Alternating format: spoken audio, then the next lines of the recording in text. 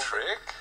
Yeah, hat trick for Gukesh. Obviously, a world champion starting with a loss, and yet he's leading the tournament, right? Which happened with Tal a lot. Miguel Tal, who was known for losing game 1. Terrible. Not great, yes. Yeah, but though, he's one of those players who tries to play the best moves, right? He's not very practical in this regard. Like, I'll play a reasonable move quickly. It's not Fabi. By the way, I'm going to bring up the game of Gukesh and Fabi. Is this a new trend, or is it the Everyone's playing Knight F3, G3? Popular move on move 2 for black in this exact position. Is it Knight F6? Is it C5 as we just saw Ali Reza play? Or is it E6? C5 by far not the most popular. Not. Knight to F6, yeah. People thought that you take a cent and then develop the knight. Right. So Knight F6, C6 is the second most popular.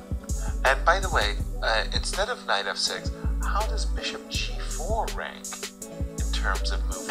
He played this yesterday and today, and Gukesh is also. Are we about to see E2, E3, and kind of a... It's not a Benoni. Right? Yeah, it's not a Benoni, reverse Benoni. But after C7, C5, Miro, just give us the statistical breakdown. How many thousands of games are we in? Not thousands, to be honest. 740, 50. But you need a better database. But if I may say, there might be, these games might not be that relevant because something has changed in these positions. Attacking. I think it was AlphaZero that popularized just playing H4, H5, and H6 in every opening. Exactly. Now, if you're Fabi and you're sitting there, okay, I need to win. I'm playing a guy who's really hot, won his last 3 games. Are you thinking, I should encourage? How could I encourage my opponent to continue? I would play H6. But wouldn't I play Bishop F6 and say, come get me? Keep throwing the patties. Bishop F6, apparently Knight G5. White's not planning to push the pawn. It's some Knight G5 is what White wants to do. Right. So Knight G5 and then, in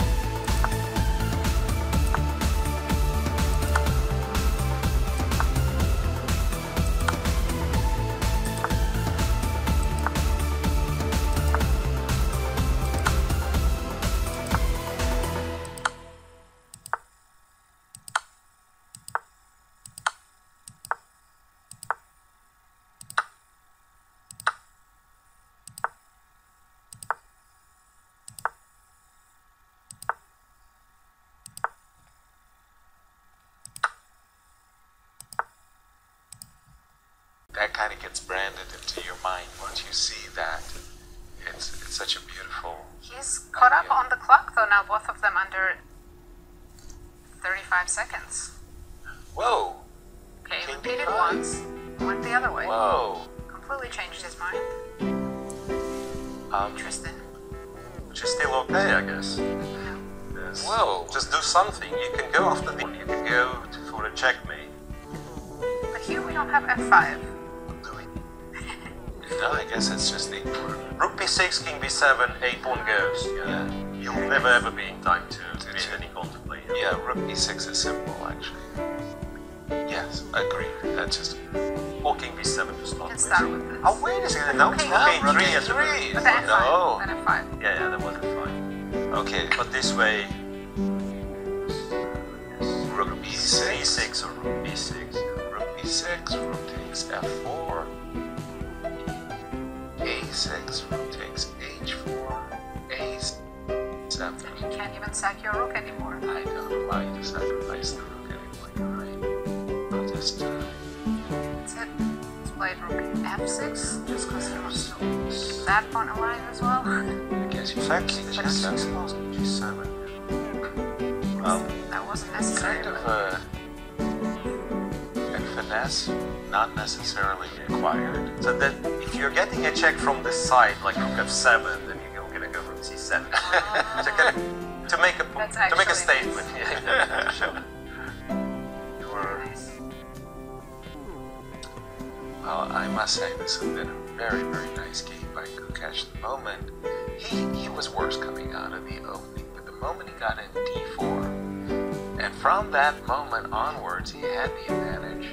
He won a pawn, and he's been converting it very, very nicely. We see the fruits of his conversion here as he's about to force Fabi to give up his rook or the passer. Very nice endgame technique by Gukesh. Yeah. And that's his 4th win in a row. Incredible. Poker? What? 4 wins in a row? We still have one game left, guys. Maybe we thought Magnus poker, is still playing. Poker. Still forgetting